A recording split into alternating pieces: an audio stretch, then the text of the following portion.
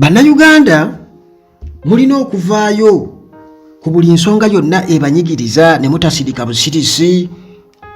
Munnange gye buvuddeko amawulire gonna gaali galaga ku ssomero erya Kampala Parents ery'omugagga Sudiri Lupaleria embeera ebaddeyo ey'akasambattuko nga abasomesa beekubira enduulu era nga bagamba nti akasente ke babawa katono nnyo $60,000 gyokka ate nga bamaze emyezi 3 tebasasulwa.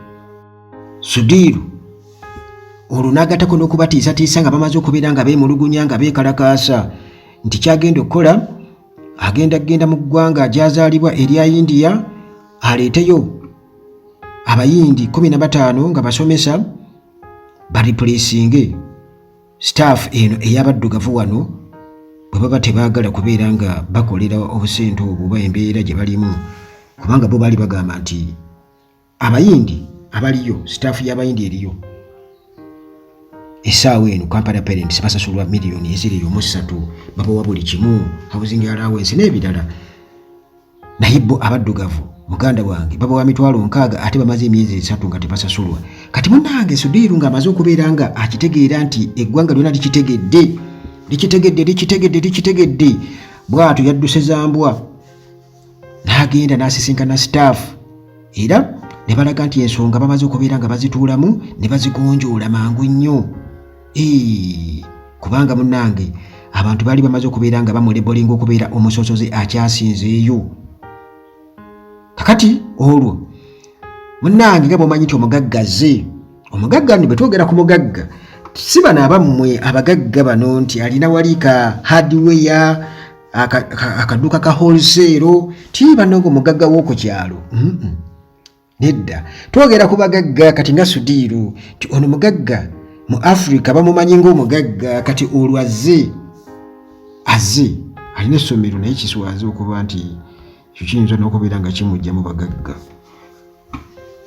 nti abasomesa be basasula $60,000 emitwalo kitegeeza $2 teziwera na 2 omwezi. Kakati munnange Sudiru azze kati gwani gwesuubira okubeera nti agenda kubeera nti amugamba nedda gwe okola bino. Sudiru munnange yesitudde azze ye kennyini azze ekintu kye yakoze kwegamba ate oba oli awo nange kye nayagadde kubanga ate yatumye mutabani we ye kennyini Sudiru Lupaleria mu ngoye ze enjeru bwettukutuku yetikidde omuluvuuto ensi 5 namba ez'oluvuuto zonna zajjidde omu nga muyinza obutakkiriza. Munnange bonna ne batandika tetulina buzibu naawe taata sajja kutunulira mu maaso nakubuuza kiki sirina buzibu naawe naye era still bagamba nti akugoba tabulako kyakusuuza.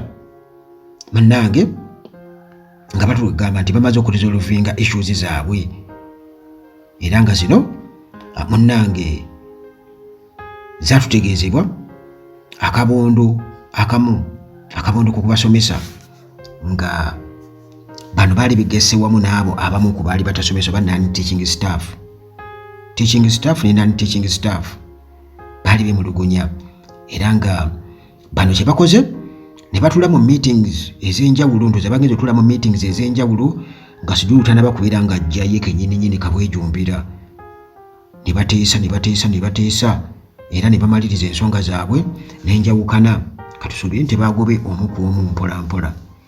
Kakati olwo munnange ne bakakasa nti bazeemu okubeera nti ate emirimu bagikwasaganya kinnawadda. Jjukira nga bekugamba nti akugoba tabulako kyakusuuza kiba kitegeeza nti n'abazadde batandise okubeera nga beemulugunya essomero batandise okubeera nga bali kubamu ebituli. Singa wabaawo engeri ya poor performance yonna kitegeeza Sudiru agenda kuba lulimu. Kakati munnange Daphne Kato ono omukyala Daphne Kato ye principal ow'essomero lino yatugambye nti tumaze okwasaganya ensonga zino mu ngeri ey'ekitiibwa era bwe tutyo ne tubeera nti tusazeewo n'obumalirivu obw'amaanyi ennyo okubeera nga tudda ku mirimu gyaffe okusobola okukwasaganya course of education era nti ebyenjigiriza bye bisooka wano ate ebirala ebijja oluvannyuma olaba bw'ateeka obulimba mu bintu bino nti ebyenjigiriza bibisooka ebirala ne bijja oluvannyuma nti osomese nti gweoli committed nnyo wano e Uganda awo wali obuzibu. Omusomesa asuubira okubeera ng'asomesa ye tafaayo ng'ebirala bijja luvannyuma. Omusomesa olina okuba ng'oyagala nnyo okusomesa, olina okuba nga olagwa okwagala ennyo eri omulimu gwo.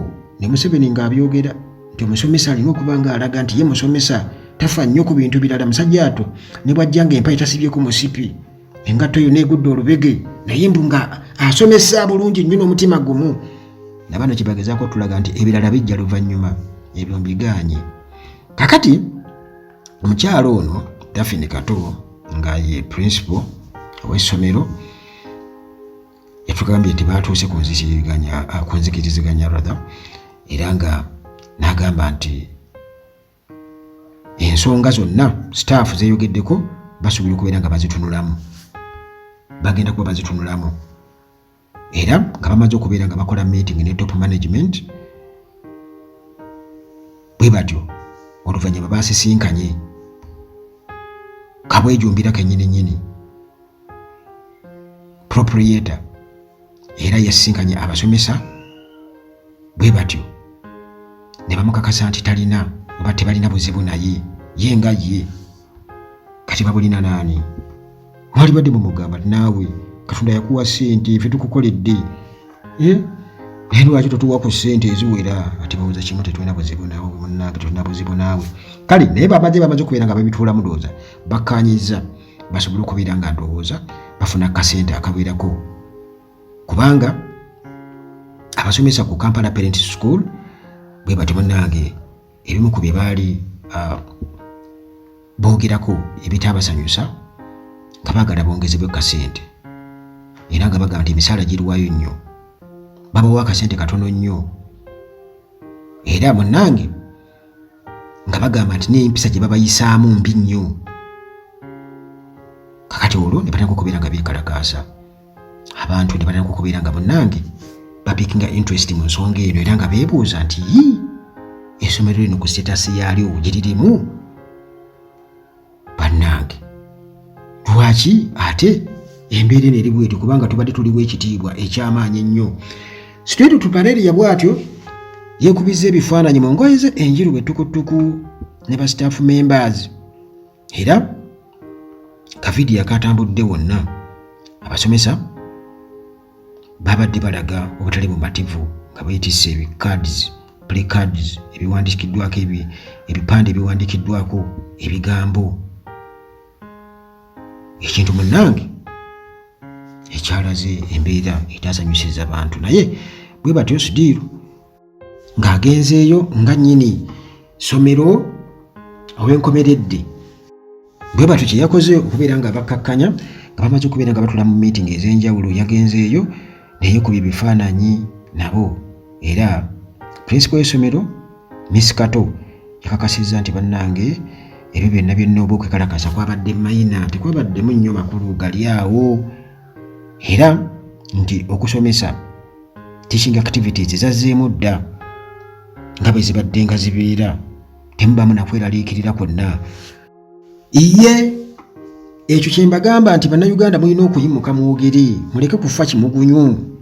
Kati bano katusuubire nti ensonga yaabwe eneekolwako, katusuubire nti tebaagoba omu ku omu mpola mpola nti gosomesaayo just mwaka gumu oba myezi 6 ne bagoba, n'omulala ne balindayo 3 ne bamugoba, n'omulala bwe batyo nga baleetawo abalala kubanga bayinza obutata bayindi ne baleeta abaddugavu abalala.